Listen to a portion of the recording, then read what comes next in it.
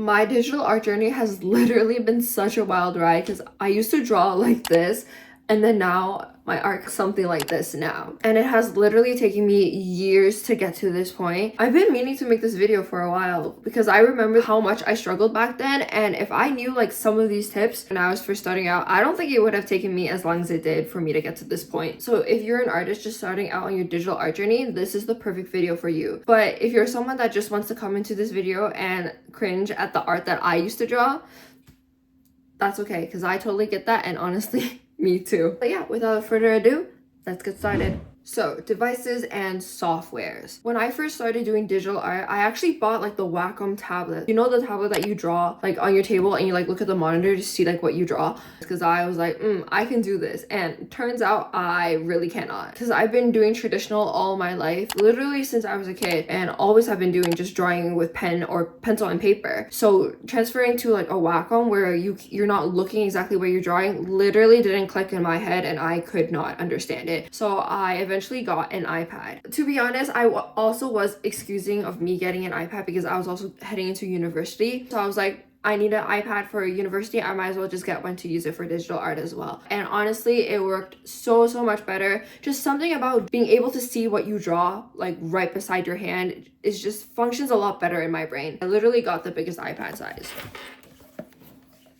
Literally the biggest iPad size because I'm blind and I need a fat monitor so I can fucking see what's happening.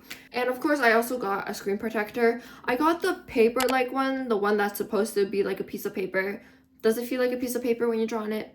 No, not really. But I will say it is better than just drawing on straight glass. I don't think you need to spend as much as I did on getting the paper like version. There's so many like good dupes on Amazon and everything like that. So I think just getting some sort of paper like screen protector I think is fine. You don't need to spend $80 like I did. And on the iPad, of course, I use Procreate. Just overall, I think Procreate it's a lot more user-friendly and it's a lot cheaper. Like now that I have like my official like Wacom Cintiq, of course I'm using Photoshop, and of course I use my Wacom most of the time. But when I was first starting out, honestly, the iPad was perfect for me. Procreate is just so much easier to navigate and you're like less overwhelmed. I remember opening up Photoshop because I was like, you know what? I got this. I can run Photoshop. No, she could not. Bro, there was like so many things happening. I was trying to Google like YouTube videos, but no one really explained it well. So I was just so confused. Procreate is just so straightforward. Everything is there. Everything functions great. Everything is plain as day. There's not as many like hidden tools or anything like that where you're like given so many options and you're like, what am I supposed to do? So if you're just starting off, I would just say just try using Procreate and try to get familiar with that software and that program. My first official tip I would say is start with the basics. Similar to Photoshop, I understand that you can be very overwhelmed when you first open a program, and that goes with brushes. There are so many brushes everywhere. Like all artists have like pretty much customized their own brushes. They have like sold packs or anything like that. There are like watercolor brushes, gouache brushes, anything like that. Anything you can freaking dream of, it's out there. But I would say just when you're first starting off, just try to keep it as simple as possible. Just use the default brushes from Procreate. They're actually really good and they have all the brushes that you would ever need. Like anything for like sketching or calligraphy or painting, or I think they have watercolor brushes. Maybe I'm wrong. It is a fat learning curve between traditional art and then jumping to digital art. Literally, when I first started, I literally looked like a toddler drawing on a piece of paper for the first time. I had no idea what was going on. It was just so much. I mean, like, look at the art that I was drawing back then, because oh my god. Like, I can't even look back at that and be like, yeah. So like, but just like try to get used to the brushes, like trying different sizes, trying different colors, different mediums. And also there's like a setting for like brush pencil sensitivity, something along those lines. I honestly just Googled what artists use, and there was this artist I found on Twitter. But honestly, just play around with it. I don't think it makes too much of a difference, but it's just whatever just works best for you. And honestly, don't have like high expectations. Don't go into digital art for your first time being like, I must make this masterpiece. Just go in and just draw something silly. Like draw a flower, draw like a chibi face. If you have like OCs or some characters you want to make fan art of, just draw a really silly little doodle. Honestly, just getting used to holding that pen and drawing on like an iPad. And then once you get a little bit more used to that, you can start maybe painting a little bit, trying out the different colors and going off of stuff like that. This might be a little controversial, but I would say when you're first starting off, like copy other people's artworks and people's drawing styles, art styles, or anything like that. I would say lean a little bit more towards artists have a little bit more of a stylized type of art style. I would say it's just a little bit easier, because if it's realism, it's a little difficult to translate that to your digital art if you're just first starting off. So I would say stick with like really flat colors, really big bold shapes, stuff like that. Look for images or artworks like that and try to copy it. Of course, like don't go posting those type of artworks and claim that it's your own, because it's not, you're just copying. But I would say copying is very helpful when you're first starting off, because I copied a whole bunch of artists. I just looked at their artwork and I liked it, and I just copied after what they were doing. And of course, don't copy just for the sake of copying. Start trying to put yourself in their shoes, or like try to see how they were thinking when they were drawing this art piece. Like think about, why are they using these colors? Why are they using this composition? How do they achieve this effect? And see if you can replicate that by yourself. Like if you see a really cool filter or anything like that, think about how they did it. If they used it with blur or any other like functions or anything like that. Use your brain a little bit. Try to see if you can figure out what that artist is doing when you're copying their artwork. And when you do that just a little bit more, I think it's easier to get a better understanding about digital art and how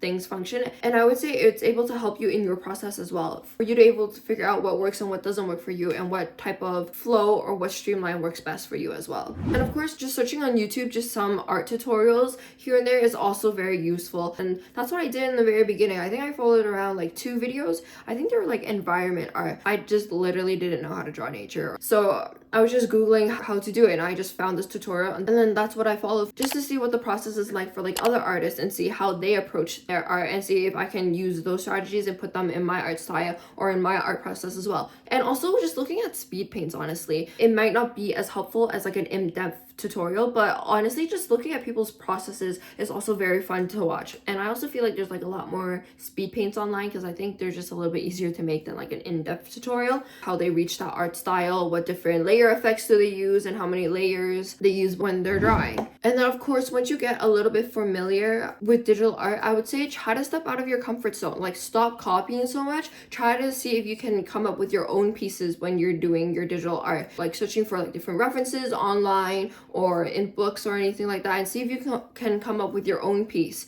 and go from there. Because honestly, you learn the most when you encounter a challenge and you have to solve it yourself. And it's much better to encounter a challenge and then you have to search up or ask other people how to solve this issue than you just copying someone else's artwork. Because copying can only take you so far. Like it will help you learn a bunch in the beginning, but there reaches a certain point where you kind of have to take your own reins. Because I mean, as artists, you all want to create your own things, don't you? And then I would say during that time, start to explore a little bit more on like Procreate's like functions, like trying out different blurs, maybe different like graininess, or maybe even like chromatic aberration. Oh my god, I always want to say a chromatic abbreviation. That's not its name. Chromatic aberration, like trying out different effects and seeing different tools from the program, because those can also be very helpful as well. So just try not to stay in your comfort zone, try to reach out a little bit more. And that could even be just trying out a completely new art style, because usually you'll just try to default into what you're usually comfortable in drawing, and that's how it was in the very beginning. This might be kind of funny because you're trying to get into digital art, but I would also say don't neglect traditional art, especially if you come from a traditional art background like me. I would say sometimes just try to go back to how it was before, like picking up a pen and paper and just drawing from there. There's a certain reliance on digital art, like once you've been doing it for a while, like relying on tools, like you being able to select everything, you're able to skew, you're able to shrink, or you're able to change colors like that, like so quickly. Or if you make a mistake, you can easily get rid of it and redraw. But sometimes like those crutches don't make us a better artist. So honestly, just drawing on pen and paper, like going outside, drawing trees, or even drawing people, like doing cafe sketches can be very, very helpful. Like even drawing with pen, so make sure you can't erase, so your lines are more confident and you don't have to redo 600 times. I still do that actually. But the goal is to be able to draw a lot quicker, where you're more confident in your lines and you're less hesitant. And honestly, sometimes when you feel like there's a plateau in your digital art journey and you feel like you aren't improving a lot, sometimes it is just an issue with basics. So going back to your fundamentals, refreshing them, like doing your perspective, your proportion, color theory, everything like that, I would say that is very, very helpful as well. Like last summer, I literally just spent like a couple weeks just painting a bunch of fruits, literally just looking at images of still fruits, of like photographs of just fruit, and I just painted them just so I can understand lighting and color just a little bit more. And I think from then on, my painting skills have gotten a lot better as well. Like it's easier for me to pick different colors, know what different color palettes look well, and how light affects objects and the environment around it. So I think that was very, very helpful for me. So sometimes just going back to refreshing your basic skills can help bring you out of that plateau if you're currently stuck in one. And the last tip I have is,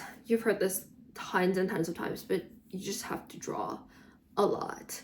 Honestly, when I was first starting doing digital art, I was drawing, but not a bunch. It was when I made it into Sheridan Animation is when I was forced to draw, because that's all you do for every project. And especially animation, you're drawing so many frames. And also I was surrounded by so many wonderful and talented artists. Like it really motivated me to want to draw a lot more as well. I don't think I improved so much in so little amount of time. And it truly is just a testament to hard work and determination. Because you can be as talented as you are, but you will never beat someone who has a very strong work ethic. Like if you don't have an opportunity to go to art school, or if you don't want to go to art school, that doesn't mean you can't force yourself or encourage yourself to draw a lot. Like join like art communities or join art challenges. There's Plein Air April, there's Inktober, or there's a lot of like other mini challenges that like artists love to host. So being submersed in that community can be very encouraging, and being able to post your art and getting feedback from people is also very helpful as well. So honestly, just draw a lot, because every artist that you know out there has drawn so much, has filled out so many sketchbooks, have done so many artworks that you don't even know because they don't even post it. The more you draw, the more you're gonna get better. That's just how it is. So yeah, even though I don't draw as much as I did before because I'm more interested in 3D now, digital art and my drawing skills have still been very, very helpful for me, especially when I'm ideating or doing visual development for 3D projects. Because trust me, doing a 3D project